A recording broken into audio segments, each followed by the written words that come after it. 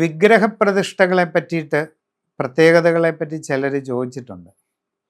ഈ ശാന്തസ്വരൂപിയായിട്ടുള്ള ദേവീ വിഗ്രഹങ്ങളും ഘോരരൂപിയായിട്ടുള്ള ദേവീ വിഗ്രഹങ്ങളും അതിൻ്റെ ആചാര വ്യത്യാസങ്ങൾ.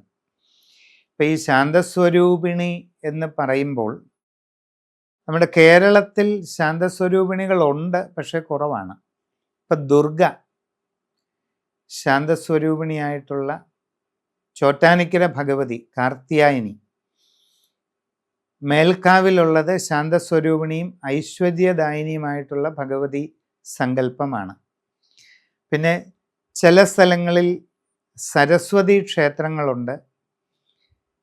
അതിലും ചുരുക്കമായിട്ട് അങ്ങുമിങ്ങും മഹാലക്ഷ്മി ക്ഷേത്രങ്ങളുണ്ട്. ഇതെല്ലാം ശാന്തസ്വരൂപിണി ക്ഷേത്രങ്ങളാണ്. അവിടെ അതിൻ്റേതായ രീതിയിലുള്ള പൂജകളാണ്.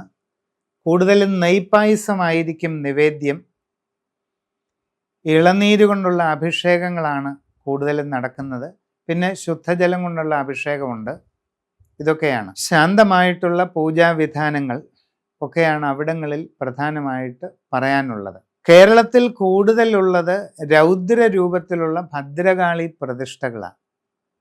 അതിൻ്റെ കാരണം കേരളത്തിൻ്റെ കുലദേവതാ സങ്കല്പത്തിൽ വരുന്നത് ഭദ്രകാളിയാണ്. അങ്ങുമിങ്ങും കുറച്ച് വനദുർഗ ക്ഷേത്രങ്ങളുണ്ട്. പലരും വിചാരിക്കുന്നത് പോലെ വനദുർഗ ശാന്തരൂപിണി അല്ല, രൗദ്രരൂപിണി തന്നെയാണ്. ഭദ്രകാളിയുടെ ധ്യാനത്തിൽ നിന്നും വ്യത്യസ്തമായി വനാന്തരത്തിൽ അധിവസിക്കുന്ന യുദ്ധദേവതാ സങ്കല്പമാണ് വനദുർഗ. പക്ഷെ അത് ശാന്തരൂപിണി അല്ല. അപ്പം ഈ ഭദ്രകാളി തന്നെ 3 വിധാനത്തിൽ അല്ലെങ്കിൽ 4 വിധാനത്തിലൊക്കെ ഉണ്ട്. ദക്ഷജിത്ത്, ദാരികജിത്ത്, മുണ്ടജിത്ത്, രുരുജിത്ത്, ഇങ്ങനെയൊക്കെ പല പേരുകളിൽ അറിയപ്പെടും. ദക്ഷയാഗം മുടക്കിയ സതിയുടെ പുനരാവിഷ്കാര രൂപത്തിലുള്ള ഭദ്രകാളി സങ്കല്പമാണ് ദക്ഷജിത്ത്.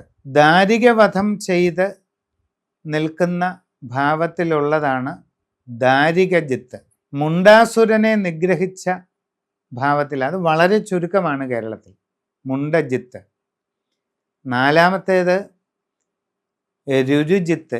രുരു എന്നറിയപ്പെടുന്ന പ്രത്യേക അസുര മൂർത്തിയെ യുദ്ധത്തിൽ ജയിച്ച സമ്പ്രദായത്തിലുള്ള ദേവതാഭാവമാണ് കാശ്മീരി ശൈവ സമ്പ്രദായത്തിൽ അറിയപ്പെടുന്ന രുരുജിത്ത് ഭദ്രകാളി വിധാനം.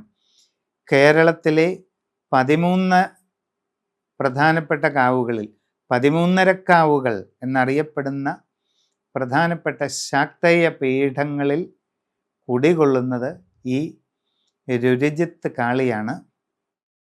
നമ്മൾ നേരെ കയറി ചെല്ലുമ്പോൾ ഭദ്രകാളി, പൂർണ്ണ രൂപത്തിലുള്ള ഭദ്രകാളി, അതോടൊപ്പം തന്നെ ശിവൻ, സപ്തമാതൃക്കൾ, കന്യാകോണിൽ ഗണപതി, മീനരാശിയിൽ ഈശാന കോണിൽ കാലഭൈരവൻ. ഏറെക്കുറെ ഇതാണ് രുരുജിത്ത് ക്ഷേത്രത്തിലെ ഒരു പ്രതിഷ്ഠാ വിധാനം.